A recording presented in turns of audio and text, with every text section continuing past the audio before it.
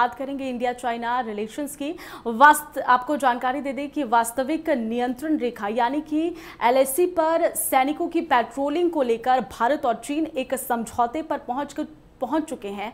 रूस में 22 से 23 अक्टूबर को हो रहे ब्रिक्स शिखर सम्मेलन में शामिल होने के लिए प्रधानमंत्री नरेंद्र मोदी की रवानगी से ठीक पहले सोमवार को विदेश मंत्रालय की ओर से ये घोषणा की गई। भारत चीन के रिश्तों पर नजर रखने वाले कुछ जानकारों का यह मानना है कि अतीत में भी चीन के साथ ऐसे समझौते हुए हैं, लेकिन उसके बाद चीन की ओर से आक्रामकता जो है वो सामने आई है। हालांकि इस समझौते से जुड़ी जो विस्तृत जानकारी है अभी तक साफ तौर पर नहीं दी गई है और चीन का कोई भी बयान इस पर जो है सामने नहीं आया है, लेकिन कुछ जानकारी से संबंधों को सामान्य करने की ओर एक अहम कदम मान रहे हैं। सोमवार को भारत के विदेश सचिव विक्रम मिस्री ने प्रेस कॉन्फ्रेंस में ये कहा कि पिछले कई हफ्तों से भारत और चीन के बीच राजनयिक और सैन्य स्तर पर हुए वार्ताओं का ये नतीजा है कि यहाँ पर डिसएग्जेस्टमेंट है उस पर समझौता हुआ है।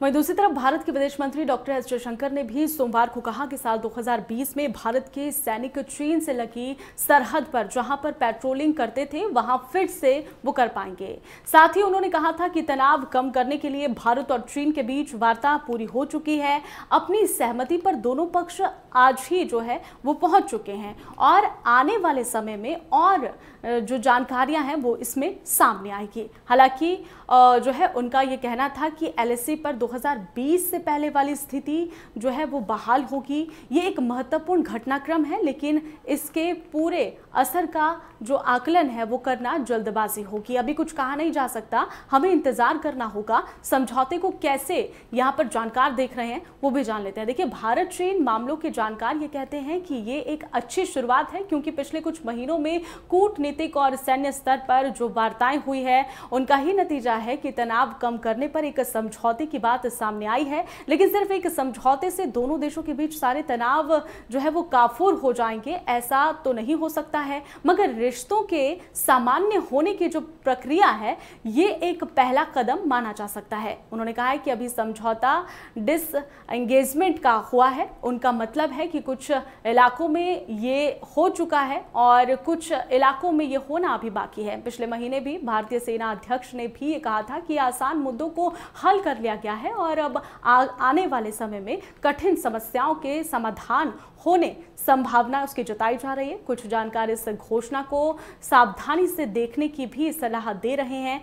अब बात करेंगे समझौतों की और टाइमिंग की। देखिए, पीएम मोदी और शी जिनपिंग के बीच पिछली बार अगस्त 2023 में दक्षिण अफ्रीका में जोहान्सबर्ग में हुई ब्रिक्स की एक बैठक के दौरान बातचीत हुई थी। उस दौरान कहा गया था कि दोनों देश जो है आपसी संबंधों को बेहतर करना चाहते हैं। दोनों देशों के बीच 3488 किलोमीटर की साझा सीमा है और वहां पर सैनिकों को हटाना और साथ ही तनाव कम करना दोनों के हित में है। इससे पहले 2022 में भी G20 सम्मेलन में देशों के सम्मेलन में दोनों ही नेता पहुंचे थे, लेकिन उनके बीच द्विपक्षीय बातचीत नहीं हो पाई थी। साथ ही व्यापार पर क्या असर होगा इसका वो भी जानना बेहद महत्वपूर्ण है। पूर्वी लद्दाख के गलवान में 2022 में हुई हिंसक झड़प में भारत के 20 सैनिक मारे गए थे और चीन के भी कई सैनिक इसमें जो है उनकी मौत हो गई थी। हालांकि इसका असर जो है दोनों देशों के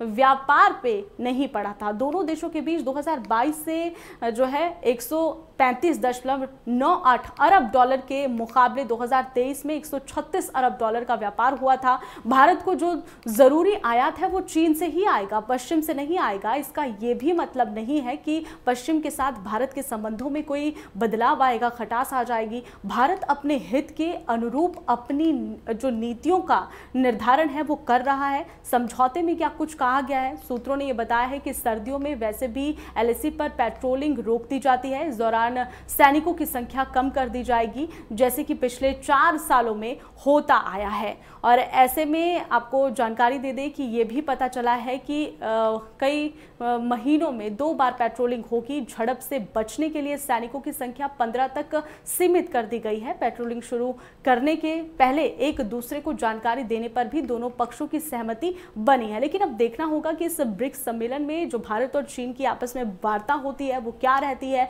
पीएम मोदी किस नतीजे पे पहुंचते हैं और साथ ही दोनों देशों के बीच आपसी समझौता आगे कैसा रहता है, ये जानना बेहद जरूरी है।